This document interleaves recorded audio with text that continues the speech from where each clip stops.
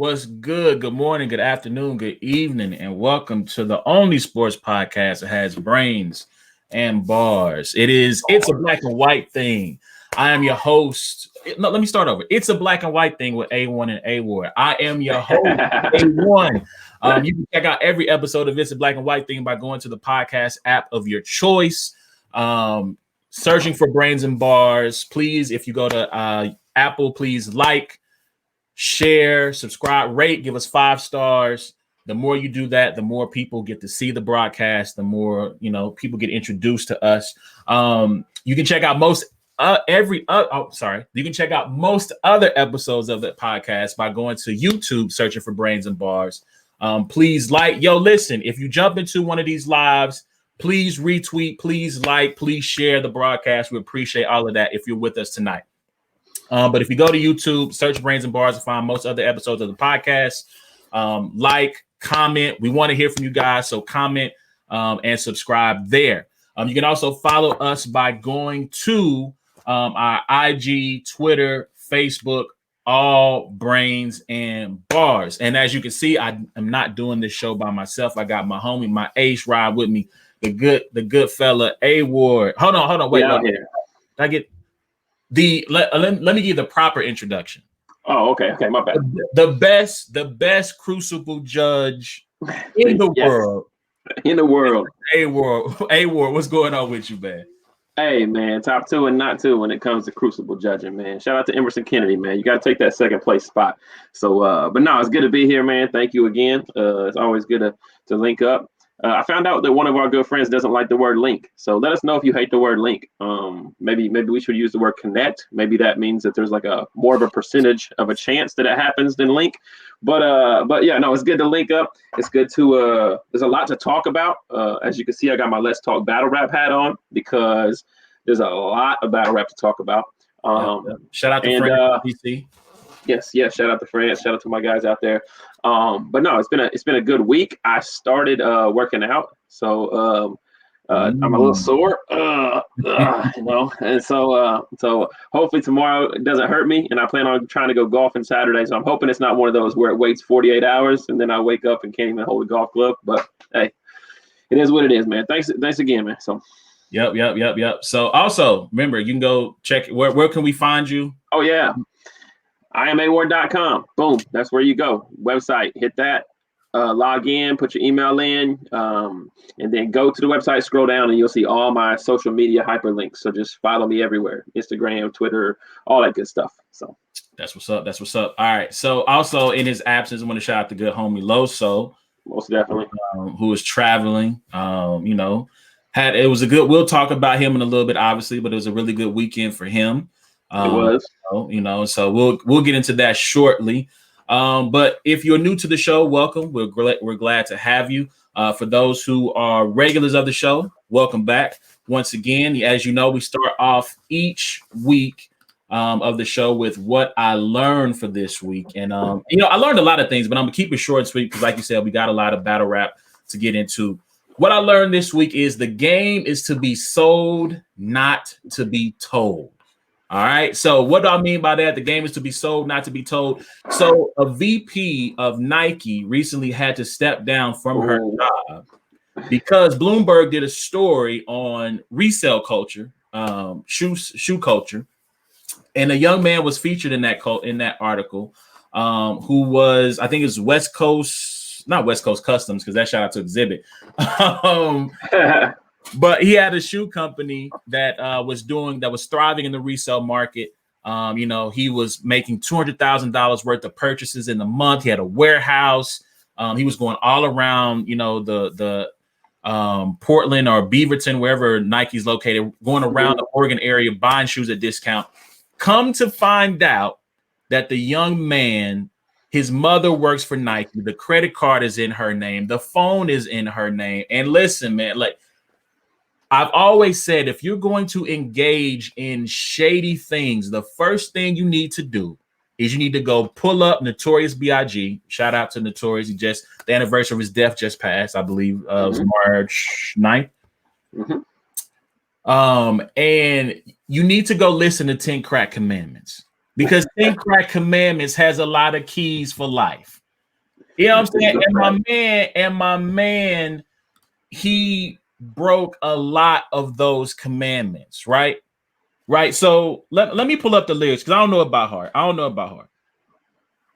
Number 2, never let them know your next move. Don't you know bad boys move in silence? Listen. In silence. Silence. Listen, Lil Wayne, let me throw another lyric out there. Lil Wayne said, real G's move in silence. Like lasagna. You know?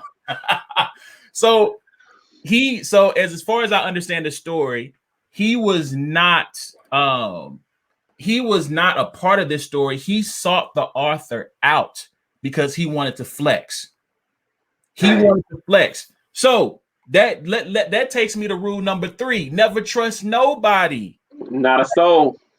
You cannot be out here trying to flex when everything is in your mama name. Like you first of all, you're not even self-made, bro. You not self-made. You didn't pull yourself up by the straps of your Air Force Ones. Yo, what did Big Timers say? Got everything in my mom. Bro, you know what I'm saying? Like you did not pull yourself up by the straps of your forces, bro. Your mom is fronting up. Like she's the connect. You know what I'm saying? You using her credit card. I'm pretty sure you probably still living at her crib, car in her name, everything in her name. $200K a month. Did you mention that yet? $200K, bro. You fumbled a $250,000 bag, my boy, all because you wanted to flex. If y'all don't know, we in our friend circle, we got a hashtag called bread-like, right? Hashtag bread-like. I wish I had bread-like. My son could put $200K on my credit card every month, and I just did not know for a while. I had no clue. So one day I'm gonna have bread like that. Continue. Damn. What's the next one that he broke? Number 4. I know you heard this before. Never get high on your own supply. So I'm gonna bend the rules a little bit on this one. Because the supply was his ego. Again, the game is to be sold, not to be told. Nobody told you to get out here and start talking about the game like this. If you want to put somebody on, and that goes for his mom too. His mom fumbled it too. Listen, if you're gonna get your son a credit card, get him a credit card in his own name. Get the phone for my God, get the phone in your own name. Like, bro, and I think there's one other rule he broke in his 10 Crack Commandments. It's rule number 7. Keep your family and your business completely separate. Yep. Like I'm telling y'all, man, if you go engage in some shady business or even some stuff that just look bad, Big's 10 Crack Commandments. Shout out to Easy the Block Captain. There's a lesson in every bar. It's a lesson. There's a lesson in I'm telling you, there's a lesson in every bar. So that's what I learned this week. The game is to be sold and not to be told, man. So hey, young man, hopefully y'all can bounce back. You know how mad I would be if I lost my job because my son was an idiot. Like, bro. But anyway, but before we jumped on here live, we were talking about your computer that got messed up because your son wrote on it and tried to clean it with water, right? Like if that's the extent of your idiot son issues, then you're good because hopefully you don't have a son that grows up and gets you fired from your company because he's putting $200,000 a month on your credit card. And listen, and my son is 6 or 7. He's 6, so he's 7. So again, we're weighed on the scale. Yeah. He made a mistake. He tried to fix his mistake, and the son tried to fix his mistake by saying, "Hey, sir, could you not put that information?" Like, what you mean? Nah, I'm still on the bombshell now, brother. You talking about I'm getting a promotion off you, my boy. I appreciate it. Funny.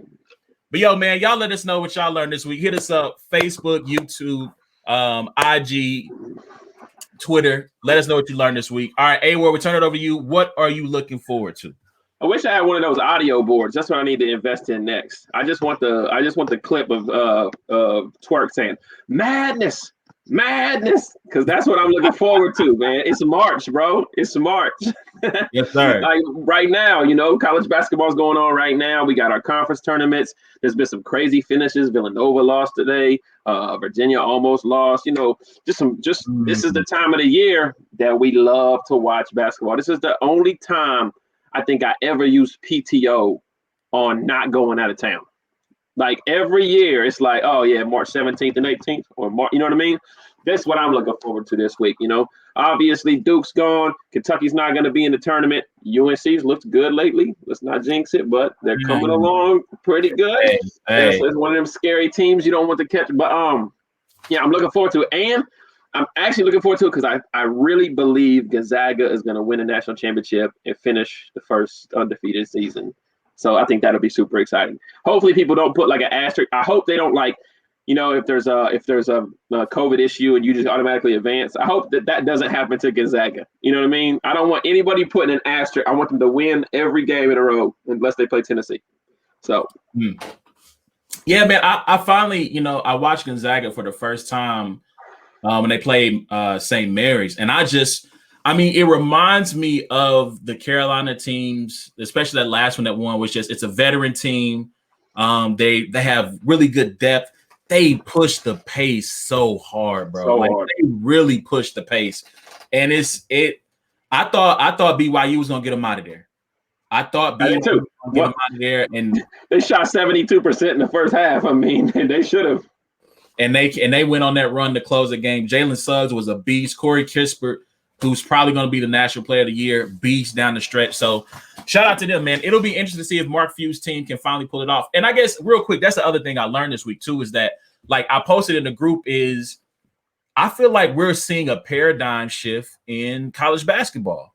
Like I feel like, you look at the top 10 players in America right now, Chet Holmgren is the crystal ball has him going to Gonzaga. I feel like they might have had another top, I think Zach Collins, I think he's in Portland now. He was he was a McDonald's All-American, maybe a top 10, top 20 player, but Gonzaga's been the number one player in the land. You know what I'm saying? Like Duke has a couple of guys, but Duke has been so mediocre the last couple of years. Like they need these top 10 recruits. I think Auburn, Alabama have top 10 players. Like you don't see. You got number 13. We got Kennedy Chandler. He's 13. Yeah. So you don't see like KU. You're not looking at UCLA. You're not looking at Kentucky, right? Like you're looking at kind of like a whole new world. And we might be seeing this new landscape where Kentucky's not a top 10 team every year. UNC is young. I mean, UNC signed 7 guys last year. 6 of them were slated to get heavy minutes. 1 got hurt. But 5 freshmen are playing heavy minutes for this team. And so if they all come back like next year and maybe that their junior years, like we could be looking at another one of those North Carolina teams that's going to contend for a title. But yeah, man, that's something to watch for, is just to see what are we with like Baylor. Like nobody, like we have. So there, back when we recorded at Trent's, we had a segment where we talked about nobody believes in Baylor. Like Baylor's not winning no national chip, and I still don't. Did you see them play K-State today? They won by 4 after they beat them. I was in and out because I was working, and so I kind of had it on mute. But yeah, so yeah, I mean, I don't know if you can trust Baylor is what Georgia is to college football. That's a good. It really, you know what I mean? It just is. That's just what it is. You know what I mean? And so, let me ask you this though: do you think the pandemic this year has anything to do? Do you think teams or kids are like, you know what? I'm probably not going to get to play in front of the Cameron Crazies. It's probably going to be a different kind of, feel on campus, come October or, and when we start, and I might as well just go ahead and, go over to Gonzaga or go over, you know what I mean? Like maybe that's what the one and done guys are thinking. I don't know.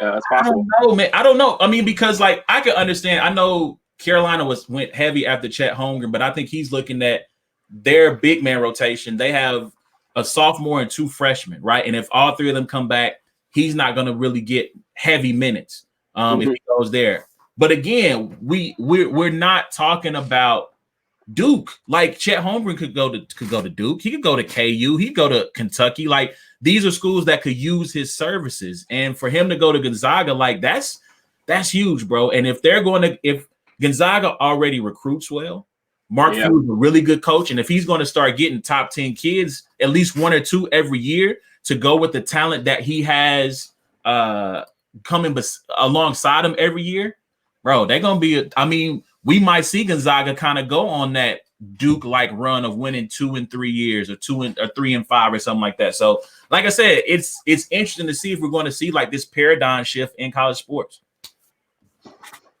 Who knows? Basketball is the one sport where one guy changes everything. Yep. I think you see it with Jalen Suggs. I think you'll see it with you've seen it with Cade Cunningham. I mean, all it takes is one guy. So I think maybe recruits are realizing that, like, they can go somewhere and they can compete for a national title just based off of them being there. So yep. All right, that's what's up. Y'all let us know what y'all think, man, about college basketball. Hit us up on IG, Twitter, and Facebook by searching Brains and Bars, and let us know what y'all think about this college basketball season. Also, be on the lookout. I think we're going to set up a bracket challenge. Yes. Right. We're going to set up a bracket challenge, and maybe we might have some prizes for first, second, and third place. So be on the lookout for that. I'm going to try to get that set up this weekend and put out on our Twitter and Facebook, fam. I know I'll be neglecting y'all. I apologize. I'm a Twitter guy, but I'm going to make sure it gets posted to both Twitter and Facebook and IG. So be on the lookout for that. Also, so real quick, I want to play a quick game. You got your phone on you? Yeah. All right. And y'all who are at home, you too can participate on this. I want to clip this up and post this on our social media, and we can play this game. So I saw this on Twitter, and it talked about, like, Google NBA players born on your birthday and see what 3-man squad you could come up with by Googling your NBA players born on your birthday, and you get a 3-man team. So I already got mine queued up, right? So while you do that search, I'm going to show you the 3 players that will be on my 3-man team. I'm going to have Kevin Love. So my birthday is September 7th, by the way. So if y'all want to bless your boy coming up this year, September 7th, keep that date in mind, Virgo season. What's up? Anyway, 3 players for my 3-on-3 team. Kevin Love, Donovan Mitchell, and if I had to come with a third one, I think I'm going to go with Joe Harris, who plays for Brooklyn right now. Would you have like the most popular birthday in the world or something? Like, I mean, and kind of honorable mention, Earl the Goat Manigault, also born on my birthday. Oh man, get out of here! You got an all-star squad. There's literally, I'm looking. There's not a single player born on my birthday, December 3rd, in the last 25 years. Wow! So everybody is the earliest ones are 1985. So I don't even. So let's see. I'm looking at it. NBA and ABA players born on December 3rd. We got. I've heard this name before, Lindsey Hunter. Now that's 1970. I don't know if that's Yeah, Lindsey Hunter was a guard for. He was a guard. It looked like he got busy because he got his stats on here is kind of crazy. I ain't gonna hold you. Yeah, Lindsey Hunter was a nice little backup point guard. He had a nice little run in the league. I remember him playing for the Pistons for sure. Mm-hmm. Yeah, Lindsey Hunter was a nice player. Yeah, so I'm just gonna go off of like how long I guess they stayed in the league because I can see like how many years they played. Let's see. Jack McMahon. No, I'm not using him. He's from 1928. Forget that.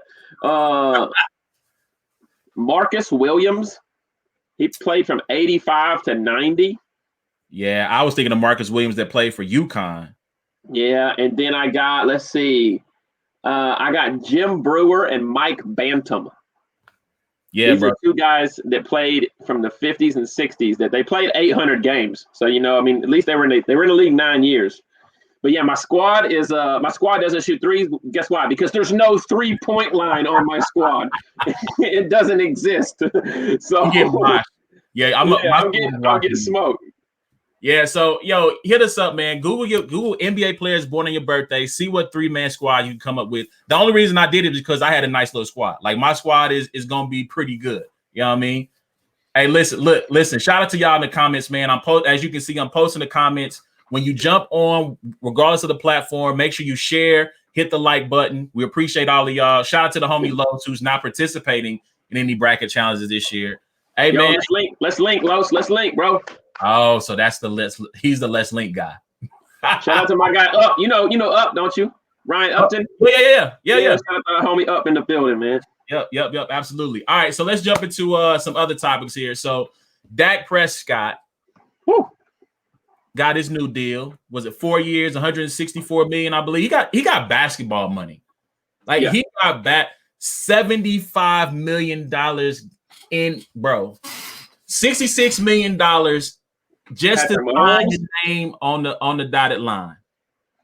$75 million in year one. Like, can you imagine just waking up one day, picking up your phone, checking your bank account, and you see pending whatever federal taxes take out? Let's just say he wakes up one day and you looking at $45 million, just chilling, just like, hey, what up? You good? I'm good. You good? Yeah, I'm good.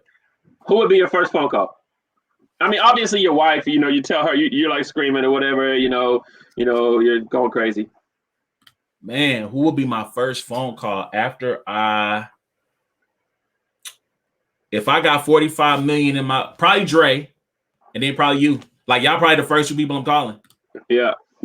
Oh, dog, I'm dead serious, bro. It would be my dad first. Just if I had to, I would hit my dad first, and I'd just be like, yo, you at work? Bet. What you got in your hand? Like a wrench or something? Throw that shit all the way across because you ain't never working again. However you want to walk out of this job, do it right now. I do not care. That's exactly what I tell him to do. So shout out to my dad who's just in the comments here. He would be the third phone call I would make. That would be the third phone. Like, bro, let me stop lying. After wife and mother, let me take the family out of the equation because it's gonna be our family first. So it's gonna be our family first. So yeah, it would be you. It'll be Dre, you. Then I'm hitting the group chat. Oh yeah, Cannon ain't finding out until 2 years later. Cannon not finding out for a couple years. So then after that, I'm probably just gonna turn my phone off. You're probably not gonna hear from me for about a week. You're gonna say, "Hey, it's A1. I got a new number." Yo, bro, when I pop back up, it's gonna be new phone. New phone. Who this is? What's gonna happen the next time you hear from me? Because that phone is gonna be. Have you seen that meme from Entourage where Ari throws the phone at the wall? Like, that's going to be my old phone after I send that text. I'm going to chuck it at the wall and break it. And the next time you hear from me, new phone, who this? Dak Prescott, man. But like I said, he got basketball money. Mahomes got that baseball money. You heard me? Yeah, 12 years, absolutely. Absolutely. So your thoughts on Dak, what this means for the Cowboys going forward in terms of signing this huge contract, and now they've gotten their franchise quarterback, at least for the next 4 years, they're signed up. How does this affect the Cowboys going forward? I mean, good for Dak. I'm glad. I'm glad to see him get paid. You know what I mean?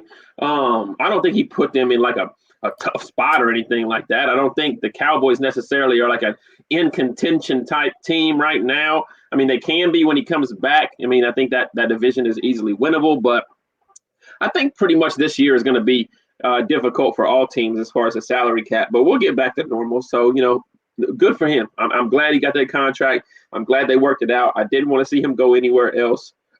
And yeah, I don't necessarily fault him at all. I saw a stat yesterday that said he's still like 13th when it comes to like quarterbacks who take up a certain percentage of their team's salary cap, even with that contract, And so, so I think that he deserved the money. Hopefully he can show that he deserved it. But I just hate to see situations like Deshaun Watson wanting to get out of Houston. I wouldn't like to see Dak. I'd like to see Dak in Dallas. So yeah, I think this is a good thing for them. Like, I think that, like, I guess my thing is who are they going to get? Like, if you say, okay, we franchise Dak again for another year. Let's just say they make the playoffs and they make it to the divisional round, right? And under the franchise tag, they're not going to franchise him a third time because at that point it does become seriously detrimental to the salary cap. Who are you going to sign? Like, you guys lucked up into getting him in the first place. Like, you drafted Dak. You said it. It was brains and bars. Andrew Luck comes out of retirement and joins the Cowboys. They lucked up. How crazy would that be, though? That would be mad crazy. And Jim Irsay is like, nah, bro, I'm not letting, nah. Not unless they about Cowboys to might be one of the only teams that can put together an offensive line to bring Andrew Luck out of retirement. True that. But now, like, I just think that this, like my dad said, like, now he needs to win a Super Bowl. And I saw people say, well, there's pressure on him to actually deliver a Super Bowl now. I'm like, bro, he plays for the Cowboys. There's always going to be pressure to deliver a Super Bowl to Dallas. Like that, even if he was playing for the minimum, like they're going to have to, that pressure was going to be there for him. So, I think, like I said, good for them because I don't know where they were going to go next. They're a team that, granted, last year was terrible, but they suffered a ton of injuries on the offensive line. Dak got hurt. You know what I'm saying? And so, like, if everybody comes back healthy and if they come back and fix that defense and make it better, I think they're a team that I don't know if they win the East because I need to see what Washington does at quarterback. Washington has the defense now. They're one quarterback away from winning the division. I don't know what's up with Philly. Is Jalen Hurts the answer in Philly? I don't know. I don't think. I was thinking a couple days ago because I saw the rumor that it was possible Deshaun Watson joined J.J. Watt in Arizona, and I thought to myself, if somehow Washington could end up with Kyler Murray, I think that would be a pretty nasty squad. Like if Watson ended up in Arizona and then Kyler had to find a place, like, woof. Yeah, and I think if they get, I feel like too with Washington, if they can find another receiver to go with McLaurin, I feel like Logan Thomas was a serviceable tight end for him. Mm-hmm. You know what I'm saying? Yeah. I can't think of the young man who I had on my fantasy team and dropped at running back, who was pretty good, but I feel like Antonio Gibson, they got some nice starting blocks. And like I said, the defense, Chase Young, they got a nice, and they invested a lot of first round picks. Jonathan Allen, Chase Young. There's another first round pick on that defensive line. So they got a lot of talent on that side of the ball. So yeah. All right, cool. Anything else you want to say about Dak and getting this bread, man? Nah, man, get your money. Man, shout out to being a legend at the bank, man. Hey, Dak, if you never win a Super Bowl, my friend, salute. You are first ballot Hall of Fame legend at the bank. Like, yo, when you walk in, they hit you with the hello, Mr. Prescott. You know what I'm saying? Yes. When they walk up, you don't walk in. They actually come out and get you at your car and pick you up and just carry you into the bank. That's how it goes when you got that bread. Absolutely. All right, cool. Anything else so we already established that. Y'all let us know what y'all think about Dak getting his bread, man. Hit us up, Instagram, Twitter, and Facebook at Brains and Bars to voice your feelings on Dak getting his bread. What does this mean for the Cowboys? Can they reach a Super Bowl with Dak Prescott? Which I think they can, because I think the East, or not only the East, but the NFC is wide open right now. And I mean, let's be honest, they got Zeke, they got CeeDee Lamb, they got pieces. Gallup, yep, they definitely got pieces. So y'all let us know what y'all think.